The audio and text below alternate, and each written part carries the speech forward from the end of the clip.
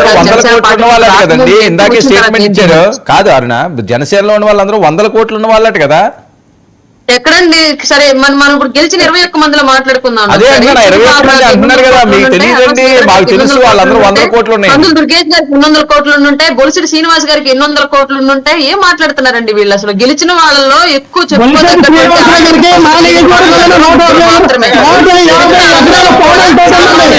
అసలు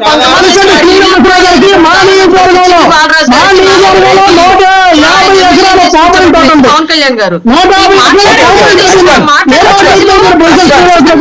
ఉండాలి కానీ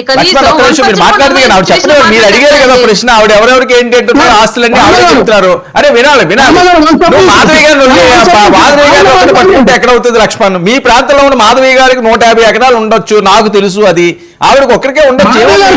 బొలిశెట్టి శ్రీనివాసరావు అండి, బొలిశెట్టి శ్రీనివాసరావుకి బొబ్బుల్లో 150 ఎకరాల పామాయిల్ తోట ఉంది. ఆయన డబ్బులు పార్టీలో సంపాదించిన ఆస్తులు ఉండకూడదా? ఎప్పుడు అరుణగారు ఏమన్నారు? రాజకీయ నాయకులందరూ అప్పుడు సామాన్యులకు వస్తారంటే రాజకీయాల్లోకి వచ్చిన తర్వాత కోట్లు సంపాదించమంటారంటే అటువంటి వేళ చెప్పండి ఉంటుంది. ఎవరైనా వ్యాపారాలు చేసుకుంటారు, వాళ్ళ వ్యాపారాల్లో సంపాదించుకుంటారు. అది కూడా ఆవిడకి తెలియదు.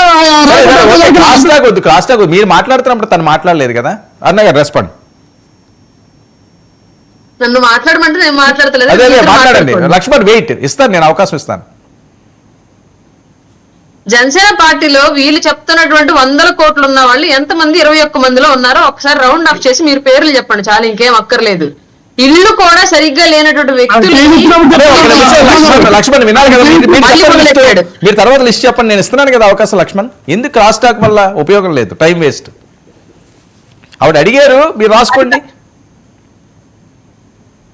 క్లియర్లీ పార్టీ కోసం నిలబడ్డ వాళ్ళకి టాప్ ప్రయారిటీ ఇచ్చి, తర్వాత వైసీపీ క్యాండిడేట్లు బలంగా ఉన్న చోట ఇప్పుడు మనం ఇవ్వాలి అనుకున్న వాళ్ళ ఆర్థిక స్తోమత సరిపోదేమో, అక్కడ ఉన్నటువంటి ఓట్ బ్యాంక్ ని టర్న్ చేసుకోవడానికి అన్నటువంటి ఉద్దేశంతో ఎక్కడైనా కొంతమంది పార్టీ మారి వచ్చిన వాళ్ళు, కొత్తగా వచ్చిన వాళ్ళకి అవకాశాలు కల్పించారు. అక్కడ ఉన్న కుల సమీకరణాలు, ఆర్థిక బలాబలాలు, రాజకీయ సమీకరణాలను దృష్టిలో పెట్టుకుని, అంతే తప్ప జనసేన పార్టీ తరఫు నుంచి గెలిచిన 21 మందిలో 100% మంది సామాన్యులేదా?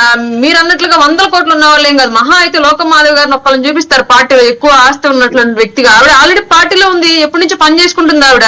ఆవిడకి టికెట్ ఇచ్చారు జనరల్ గా, క్యాబుల్ క్యాండిడేట్ కాబట్టి. దాంట్లో మీ ప్రాబ్లం ఏంటి నాకు అర్థం కాలేదు. అలాగే బొలిశెట్టి శ్రీనివాసరావు గారు, ఆయన ఆల్రెడీ గతంలోనే కాంగ్రెస్ నుంచి, టీడీపీ నుంచి వివిధ పదవులు నిర్వర్తించిన వ్యక్తి. ఆయన కొంత ఆర్థిక, రాజకీయ, సామాజిక అన్ని రకాలుగా బలాలు ఉన్నటువంటి వ్యక్తి. అయినా కానీ మీరు అన్నట్టుగా పెద్ద 100 కోట్ల మీ వైసీపీ నాయకులకు ఉన్నట్లుగా లేవు. అవి ఏమీ గుర్తు రాకుండా కేవలం నోట్లో మాట ఉంది, జనసేన మీద ముందు అర్జెంట్ గా అనేసేయాలి, పవన్ కళ్యాణ్ గారిని ఏదో ఒకటి అనేసేయాలి. అది కేవలం రాజకీయ ప్రత్యర్థిత్వంగా అనిపించట్లేదు, నాకేదో వ్యక్తిగత ప్రత్యర్థిత్వం ఉన్నట్లుగా అనిపిస్తుంది తప్ప. ఇవన్నీ మాట్లాడే ముందు కనీసం ప్రజలు నమ్ముతారా లేదా? గత 5 ఏళ్ల పాటు ఇవే చెప్పుకుంటూ వచ్చాం పవన్ కళ్యాణ్ గారి మీద, నమ్మారా నమ్మలేదా? రిజల్ట్ ఎలా వచ్చింది అనేది కూడా ఒకసారి ఆలోచించుకోవాలి ఈ వైసీపీ ప్యానల్ లో కూర్చున్న వాళ్ళందరూ ఎవరన్నా సరే. అన్నగారు మీకు పదవి రాలేదని చాలా ఫీల్ అవుతున్నాడు మిత్రుడు. ఇందాక చెప్పాను కదండి, అక్కడ పోతిన మహేష్ గారు కాపు సామాజిక వర్గం మీద, రంగా గారి మీద, రాధా గారి మీద కురిపించినటువంటి ప్రేమలో ఉన్నటువంటి అంతరార్థం ఏమిటో, ఇవాళ ఈయన ఈ ప్యానల్ నా మీద కురిపిస్తున్నటువంటి ప్రేమలో ఉన్నటువంటి అంతరార్థం కూడా అదే. ఇంకోటి ఏంటంటే అండి, పదవుల కోసం మాత్రమే పార్టీలో ఉంటాం, లేదంటే కండువాలు మారుస్తామనేటువంటి లక్షణాలు ఉన్నటువంటి వాళ్ళు ఇవాళ పార్టీ మారి వెళ్ళిపోయారు ఎలక్షన్ కు ముందే. ఈ బ్యాచ్ అంతా కూడా పదవులకు సంబంధం లేకుండా నాయకుడి యొక్క ఆశయాలు, సిద్ధాంతాల కోసం ఎన్ని కోల్పోయినా, ఎన్ని ఎదురు దెబ్బలు తిన్నా సరే నిలబడాలి, సమాజం కోసం నిలబడ్డ వాళ్ళం మేమందరం నిలబడ్డాం. ఇవాళ మాకు పదవులు వచ్చినా రాకపోయినా నథింగ్. మాకు ఏ బాధ్యతలు అప్పగించాలనేది అధిష్టానం తేల్చుకుంటది. ఈ ఎన్డీఏ కూటమిలో మాకు ఇచ్చేటువంటి రెస్పెక్ట్ ఏంటి, బాధ్యతలు ఏంటి, ఇవన్నీ కూడా మా ప్రభుత్వం తేలుస్తుంది. దీనికి మళ్ళీ వీళ్ళెందుకు బాధపడ్డాం? అసలు ముందు వీళ్ళ పదవి గురించి చూసుకోమని చెప్పండి. అర్జెంట్ రేఖ లక్ష్మణాన్ని వైసీపీ పార్టీ నుంచి అధికార ప్రతినిధి అని ఒక అఫీషియల్ పోస్ట్ తెచ్చుకోమని చెప్పండి రేపు ప్యానల్ లో కల్లా ఇమీడియట్ గా. వాళ్ళకి ఎలాగో ఇప్పుడు కొరత ఉంది, ఎవరు ఒక ప్యానల్ లో రావట్లేదు సరిగ్గా. ఈయనొక్కడే పోరాడుతున్నాడు. 5 ఏళ్ల పాటు అధికారంలో ఉన్నోళ్ళు, ఆస్తులు, ప్రజల ఆస్తులు తిన్నోళ్ళంతా కనుమరుగైపోయారు. ఇవాళ అసలు ఏ రూపాయి కూడా వైసీపీ నుంచి లబ్ధి పొందకుండా జనసేనలో ఉండి పనిచేసి స్థానికంగా ఉన్నటువంటి విభేదాల మూలంగా పార్టీ మారి వెళ్ళినట్టు ఈ లక్ష్మణరావు అని వాళ్ళ వైసీపీ భారం అంతా మోస్తున్నాడు. ఓకే విజయ్ ఏదో చెప్తున్నారు సార్. రాధాబాబు గురించి ఒక మాట నేను దాని వివాదం కాదు, జనరల్ మాట. 2009లో అండి రాజశేఖర రెడ్డి గారు, రాధా నీకు నేను మినిస్ట్రీలో తీసుకుంటాను, నీకు కీలకమైనటువంటి బాధ్యతలు స్టేట్ వైడ్ గా ఇస్తాను అంటే, కేవలం పవన్ కళ్యాణ్ గారితో ఉన్న స్నేహాన్ని దృష్టిలో పెట్టుకొని స్నేహం కోసం రాజకీయ లబ్ధి ముందు చూడకుండా స్నేహం కోసం PRP లో చేరి పోటీ చేసినటువంటి వ్యక్తి అండి. నేను ఎందుకంటే ఇప్పుడు నేను చిట్టినగర్ లో లక్కమాల రామారావు అని నా స్నేహితుడు ఉన్నాడు. అతను ఎవ్రీ ఇయర్ డిసెంబర్ క్రిస్మస్ వేడుకలు చేస్తూ ఉంటే ప్రతి సంవత్సరం కూడా రాధాబాబు గారు ముఖ్య అతిథిగా వస్తూ ఉంటారు. మీరు ఏ ఎస్సీలు పేటల్లో కానివ్వండి, లేదు క్రిస్టియన్ పేటల్లో కానివ్వండి, లేదు ఎక్కడ పేదవాడు ఎక్కడుంటే అక్కడ రంగా గారు రాధా గారు ఉంటారు. కానీ అటువంటి మంచి మనిషిని ఈ విధంగా బానిసనే మాట్లాడితే నాకు ఇప్పుడు కూడా అది జీర్ణించుకోలేకపోతా ఉన్నా. అందుకనే మీరు అవకాశం ఇవ్వకపోయినా నేను ఫింగర్ రైజ్ చేసిన కారణం ఏంటంటే ఆ మాట నేను అసలు జీర్ణించుకోలేకపోతా ఉన్నా. విజ్ఞత ఉంటే లక్ష్మణ్ గారు క్షమాపణ చెప్పి ఆ మాటలు విత్డ్రా చేసుకుంటే చాలా హుందాగా గౌరవంగా ఉంటది. ఓకే లక్ష్మణ్